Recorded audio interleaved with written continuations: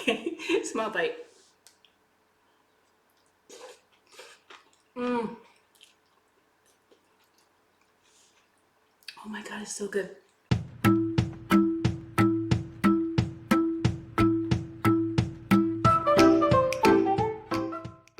Hi everybody, and welcome to another episode of Nakatomi Test Kitchen. I am your trusty tester, Kelly Nakatomi. Today, I was wondering what to make for like a light dinner, and I realized that I haven't had Chinese food in a while. And then I realized that what I actually missed wasn't necessarily traditional Chinese food, but Japanese Chinese food.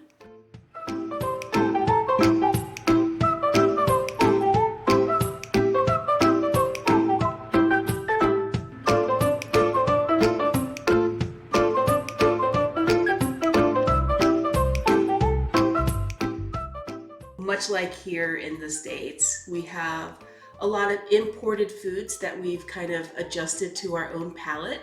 Kind of like how if you went to Italy and you were American and you grew up on fettuccine Alfredo, you get to Italy and you're disappointed that there's no fettuccine Alfredo in Italy. This dish is not available in China. It's definitely a Japanese Chinese dish. And but if you break it down a little bit, it's actually an egg foo young bowl, and then I wonder if egg foo young is actually Chinese or if it's Americanized Chinese. So yeah, a lot to think about. There's Japanese flavors tend to be lighter. They tend to have things like sake and soy sauce and mirin and have like a lighter taste profile than traditional Chinese foods, which are rich in like dark sauces and all sorts of interesting ingredients that we don't usually have access to in Japan, or we didn't at the time that this dish was invented. But I'm rambling. So let's get started. We're going to make Kanikama Don, or or Tenshindon, or Tenshinhan. Tenshin is the region of China that they are emulating by making this dish, but it is a really, really simple one-person dish to make. So let's get started. I'm going to start with the base, which is rice. If you aren't particularly feeling that like making a fried or flavored rice as a base, look, most Chinese restaurants in Japan, where if you order a Tenshin Han or a Kanikama Don, you're just gonna get plain rice anyway. I'm just kind of bringing up a couple of the extra flavors. So, in a frying pan, over kind of like medium to high heat, you're gonna add a little bit of vegetable oil. You want something that's kind of a neutral flavor. We're going to be using sesame oil for a couple of the other layers of this dish. So I don't want to put sesame seed oil in every single layer, otherwise it becomes like a sesame overload. Into the frying pan, we're going to add our flavoring agents, which is just some chopped up green onions, just minced, and my trusty pre-grated ginger. I'm gonna go ahead and add like about an inch of that.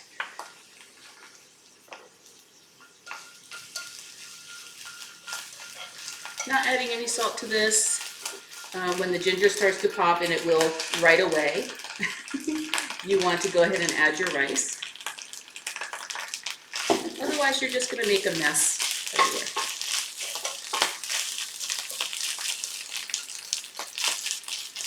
All that ginger popping in the oil.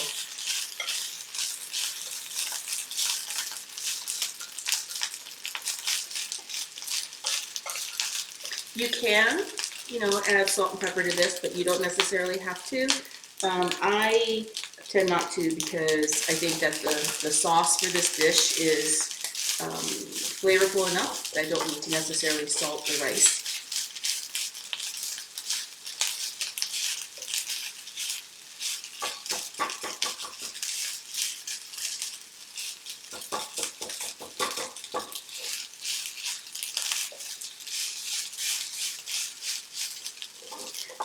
For the rice, I would recommend, you can use, same day rice, like right out of the rice cooker, but I have a tendency to think, and I think most fried rice aficionados will agree with me when I say that it's a little easier to work with when it's day-old rice, or if you make it in the morning and you let it chill in the fridge. It's not, especially with Japanese rice, Japanese short grain rice, because it has a tendency to get sticky and kind of overly starchy. So using day-old means that it's a little bit, it's not really drier, but it's a little bit less sticky. Makes it easier for you to actually make a fried rice that's not super clumpy.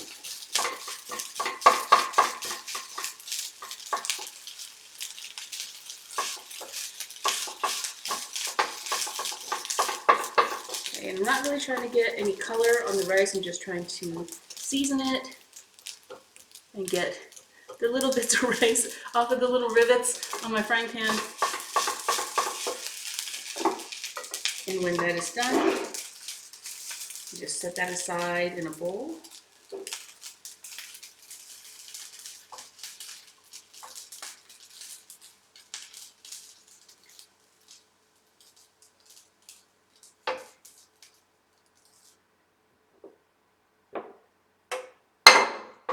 Make an awesome mess while you're doing that.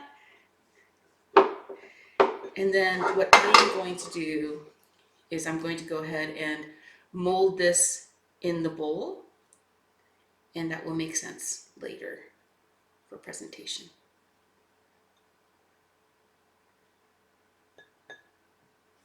Pretty. Okay, so I'm going to set that aside for now. Step 2 is the eggs that go, the eggs that go on top of this rice. So it's kind of like, if you ordered egg foo young here in the States, you would get like, I don't know, 3 or 4 giant pancakes with like a container of like this brown gravy that you pour on top, and it's got a lot of vegetables. Japanese Tenshin Don is simpler. It's really just eggs and shredded crab sticks. I add a couple other vegetables just because I like the crunch. Some Japanese, Chinese restaurants will make it with additional vegetables inside, but that's dependent on which restaurant you go to. So, in a bowl,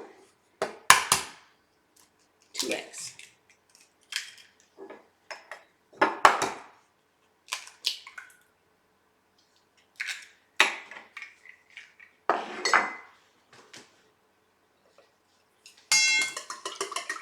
And we want to go ahead and mix this up.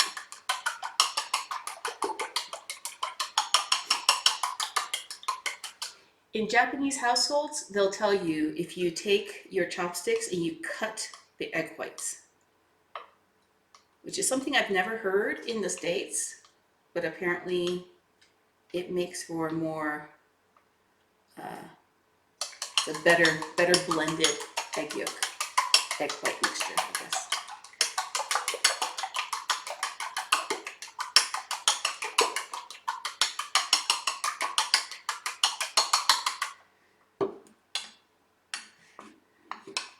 Okay.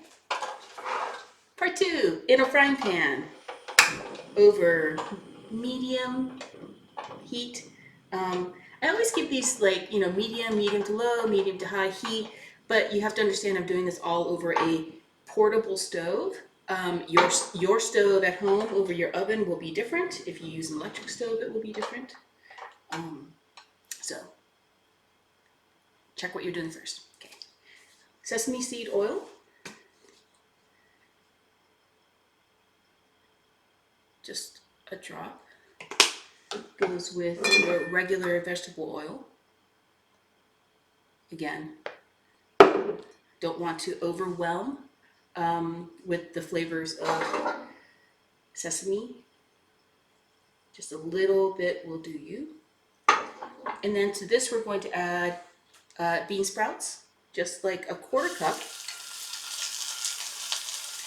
And I don't know, like a small handful. I think it's going to be a little less than a 1/4 cup of bamboo shoots.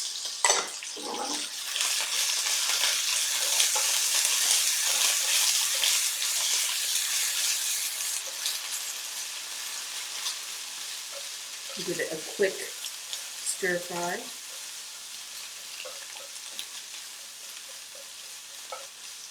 And then while that continues to cook over like a medium to medium low heat, you're going to get some, so these are imitation crab sticks. This is an American crab stick. It's humongous. If you go to your local Asian grocery store and you buy crab sticks or imitation crabs sticks, they're literally like the half the size of this, or 2/3 the size of this. So depending on the brand of crab stick or imitation crab you get, you may need 2, you may need 3. Because I'm using this gigantic American imitation crab leg, I am only using 2. So that goes into your egg.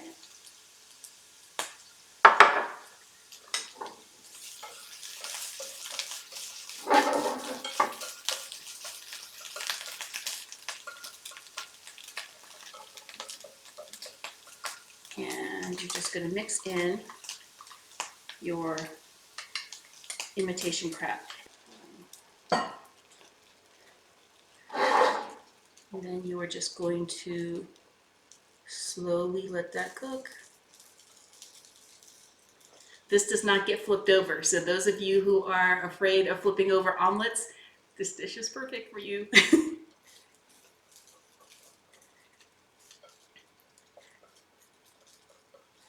So much like Japanese omelets that go on top of like omelet rice, like you may have seen online, with that fluffy kind of creamy center that looks like it's half done. It's like a medium hard yolk. This is kind of similar. You can also pour some out.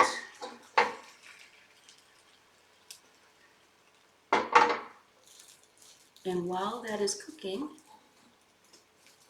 let me clean up my workstation. And I will be back in a moment to show you how to make the sauce. Super simple. And present this, and we'll do our taste test. And we're back. I have my Chinese noodle / donburi bowl. Good to go ahead. And this is where I was saying like forming this is super helpful, because all you have to do is take this and put this on the bottom of your bowl, and it makes this like perfect little rounded bowl of rice.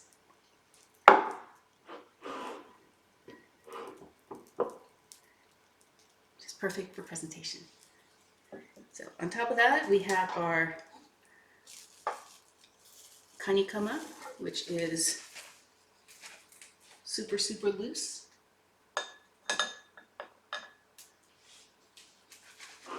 And that just goes right over our bowl. Of course, gonna have to kind of make it look pretty. So,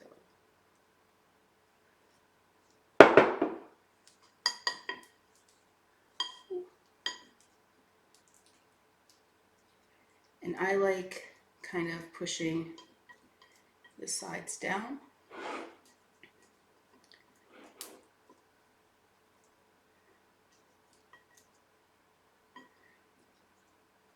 I mean, and that kind of looks pretty already as it is, but if you try to eat it, it'll be a little dry, right? So one of the things we love about Chinese food is their kind of thick, kind of potato starch thickened sauce or cornstarch thickened sauce. So that's exactly what we're going to do here. We're going to create a kind of like a gravy, but because you're making it for one person, it makes it super easy to make. But the portions are really small, so they're all a bunch of stuff is like half teaspoons. So get started with that. We are going to start with water. And you can make this in the same frying pan as what you made your egg fouillon or your tenshin part in. 100 milliliters of water, which is 3 ounces of water. Let me go ahead and get this little bit of egg out. Goes in here.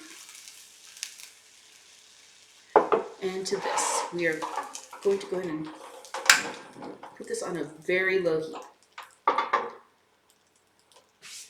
It might be a little higher on your regular oven. So to this is torigara, which is like a chicken stock powder. That is less Japanese flavored. It seems to be very traditionally used in Japan for Chinese recipes. I'm going to add half a teaspoon.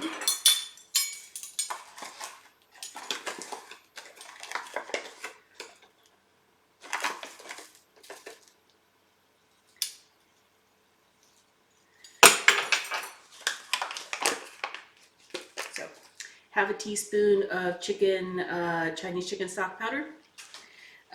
A half teaspoon of sake, and you definitely do want to keep this on a low heat because you don't want all the water to evaporate. So half a teaspoon of sake,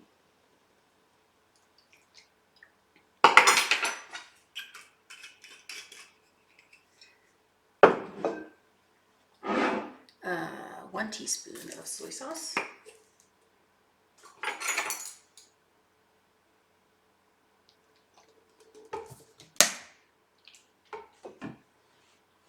and 1 teaspoon of oyster sauce. And oyster sauce is obviously a very Chinese ingredient, very commonly used in Japan for Chinese flavored ingredients. Whether it's sauteed vegetables or something like a sauce like this, which would be, so you're going to take that thick oyster sauce, mix that in.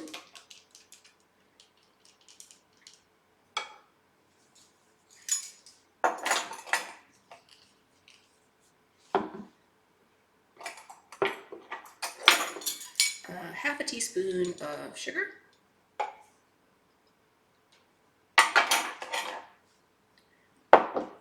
Going to stir all of that together.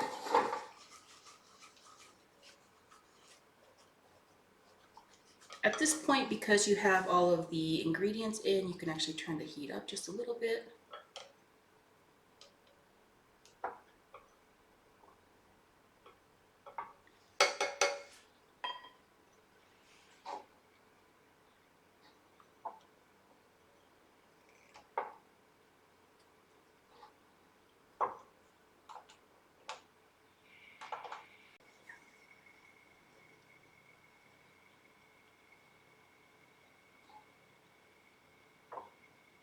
While that is cooking down just a little bit, we're going to take 1 teaspoon of katakuriko, which is potato starch, not cornstarch. And you're going to add 1 tablespoon of water to this, cold.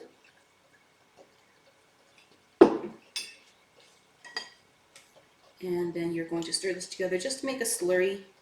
You don't want to just dump cornstarch or potato starch right into a hot liquid, because then you'll just get clumps. So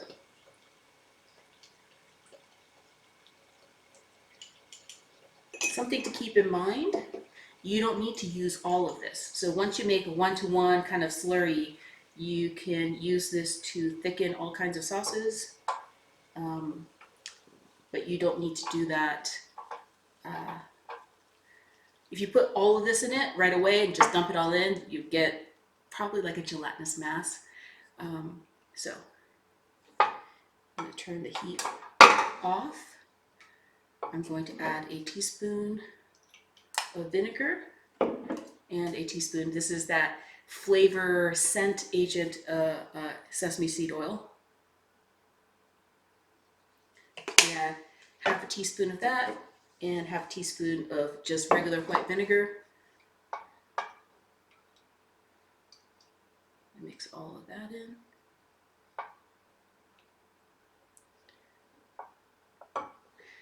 And then you're going to add your slurry, but add your slurry in just a little bit at a time. And a trick that I learned if you use your spatula or a spoon and just kind of pour it onto the spatula or the spoon, you won't splash the cornstarch everywhere. It'll just pour down.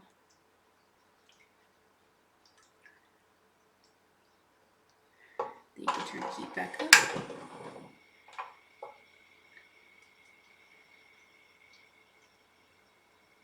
See, it's starting to thicken up already, and I haven't used the entire amount of slurry. And so it's kind of up to you how thick you want this sauce.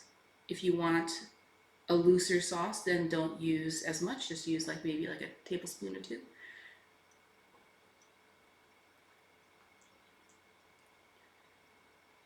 And also know that, especially like with starch slurries, this will get even thicker as it cools off. So if you make a batch of this sauce, not for this dish, but for something else, and you have leftovers, you always have to make sure you add a little bit of water to reheat it, but you want to reheat it first to see how much water you want to add, because temperature does affect how thick or loose this sauce is. Okay, I want it a little bit thicker.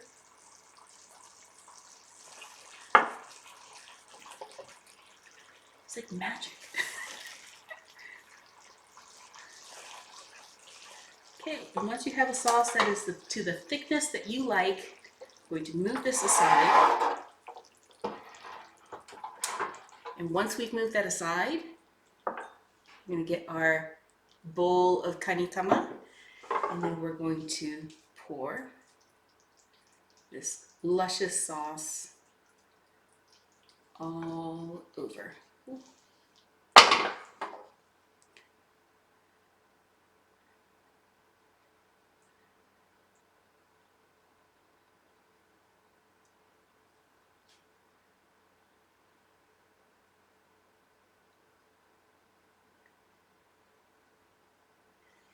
And that is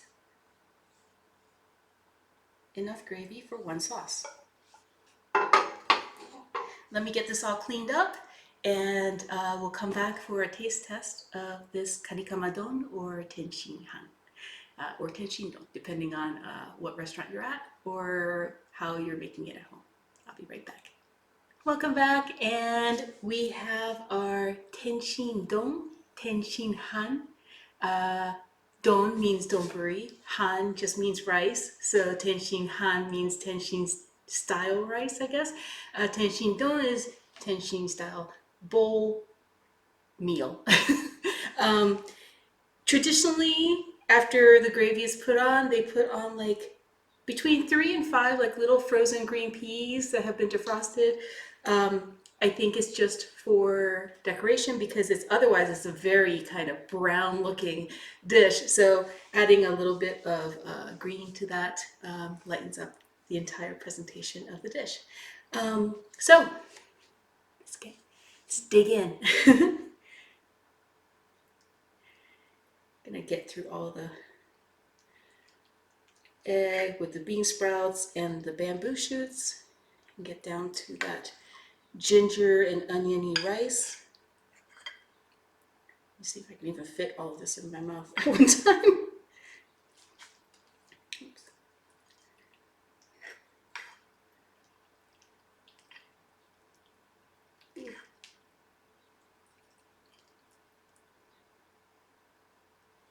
Okay, small bite.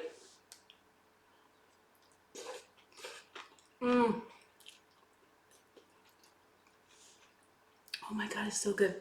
It's got that umami has the umami with the gravy. I want to call it gravy more than a sauce because it's like poured on top, but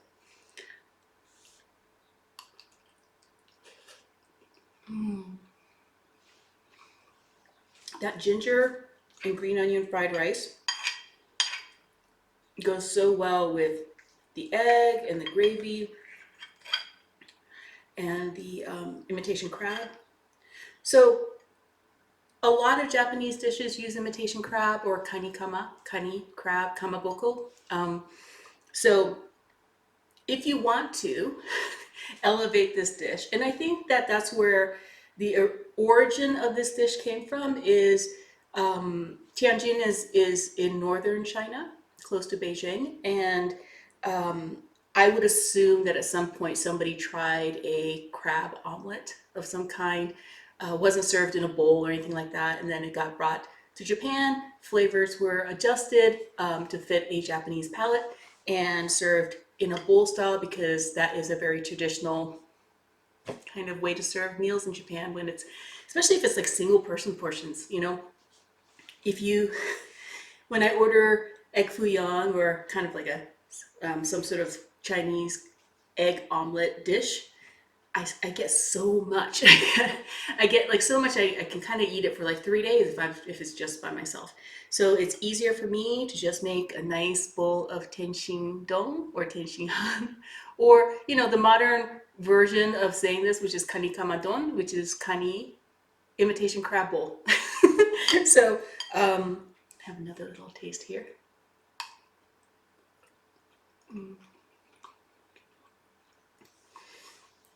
Yum, so good.